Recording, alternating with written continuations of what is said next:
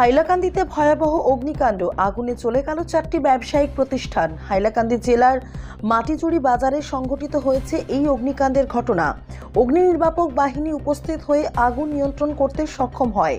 Short সার্কিটের ফলে অগ্নিকাণ্ডের সূত্রপাত হয়েছে বলে অনুমান স্থানীয় জনগণের। আগুনের ফলে প্রায় 20 লক্ষাধিক টাকার ক্ষয়ক্ষতির পরিমাণ হবে বলে জানিয়েছেন স্থানীয় জনগণ। পুনরায় বলছি, হাইলাকান্দিতে ভয়াবহ অগ্নিকাণ্ড, আগুনে জ্বলে গেল 4টি ব্যবসায়িক প্রতিষ্ঠান। হাইলাকান্দি জেলার মাটিজুড়ি বাজারে সংঘটিত হয়েছে এই অগ্নিকাণ্ডের ঘটনা।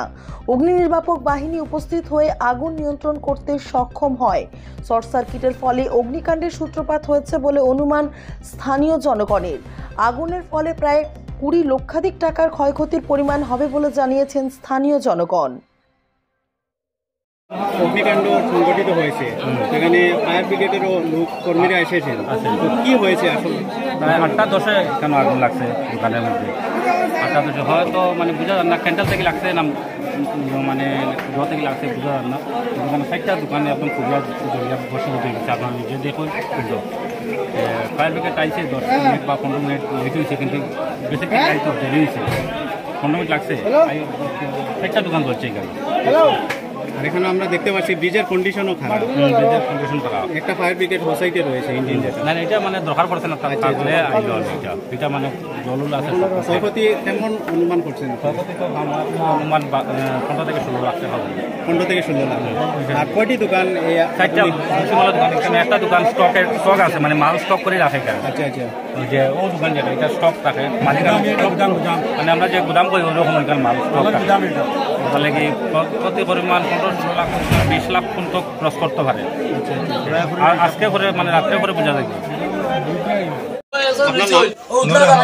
কি হয়েছে ঘটনাটা? জানি না, আমরা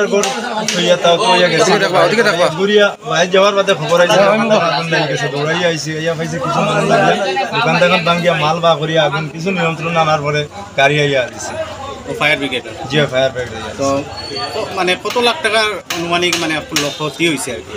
আমরা একজনের নেই সারা সবর মিলাইয়া এবারে সব মিলাইলে কত হইব? এবারে 20 থেকে 50 লাখ টাকার মতো আর কি। মানুষ দোকানের লোকসান হয়েছে, ক্ষতি হয়েছে। প্রায় কেন 5টা দোকান আছে, 3টা দোকান পুরো ফুল ড্যামেজ হয়ে গেছে। আচ্ছা, সবচেয়ে বেশি দোকানদার যারা বেশি ক্ষতি হয়েছে বা জ্বলছে তার নাম কোন চাই? সবচেয়ে বেশি। আপনার নাম কিটা? আপনার কিটা বুসিমাল দোকান নেই? বুসিমাল হোলসেল দোকান। আপনার সব ক্ষতি আপনার হয়েছে বেশি। 2 নম্বর আমি তারপরে 2 নম্বর আমি ইকবাল পুরো নাম ইকবাল হোসেন মজুমদার। আর আরেকজন কে? এই দোকানটা যেটা জ্বলিছে দেব, এটা আমার দোকান। কোনো একটা সামান তোমার নাম কিটা ভাই? দাদা ভাই নাম কিটা? আহমদুর রহমান বড়বইয়া। সর্বমোট কত লাখ টাকা হয়েছে? অনুমানিক 40 থেকে 50 লাখ টাকা হইব লোকসান হইছে। আজকে কেন বাজার খালি আমার 60 লাখ আজকে বাজার আসলে কেন?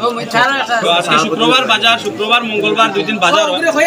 আর এটা বাজারও তারা দোকান যেতটা আসলে সবটা গ্রোসারির মালের দোকান আছে। গোডাউন থেকে তার আগুনটা লাগছে, কিরকম লাগছে এখনো পর্যন্ত জানা গেছে শুক্রবার পাওয়া গেছে না। হয়তো ইলেকট্রিসিটি শর্ট হইতে পারে বা কোনো একটা কারণে হইতে পারে, বাট কোনো বোঝা গেছে না কিরকম লাগছে এটা আর কি। টোটালি আমরা অনুমানিক ধরা পড়ছি আর কি যে 40 থেকে 50 লাখ টাকার লোকসান হয়েছে। আর বিশেষ করে বন্যার সিজন এখন চলে, খাটাকাল নদীর কিনারও বাজারটা, বাজারটা একটু উঁচা সাইড করিয়া বন্যার কারণে মানুষে গরু বয়ার আনিয়া এখানেও রাখছে আর কি। আর গাড়ি গুড়ি এখানে পার্কিং হয়েছে, পার্কিংয়ের কারণে বহুত লুকসান হয়েছে, আমরা কষ্ট হয়েছে। আমরা গ্রামাঞ্চলের মানুষে মিলে গাড়িগুলি বাঁচাইছি, কিন্তু দোকানটারে সেভ করতে পারছি না, দোকানের সামান যেতগুলো সেভ করতে পারছি না। তো দোকানদার তারা ওখানে সব আসেন, কিন্তু আমি লোকাল মানুষ হিসাবে তারা ওখানে দোকানদার আসেন, সাহায্য করছেন। আমরা সাহায্য করছেন এত অঞ্চলের মানুষে মিলে। ফায়ার ব্রিগেডও আমরা খুব ধরনের সাহায্য সহযোগিতা করছে, যখন কল করছি তারা রেসপন্স করছে, আইসি আইয়া নিবাইয়া এখানেও গেছে, তারা ধন্যবাদ জানাইয়া।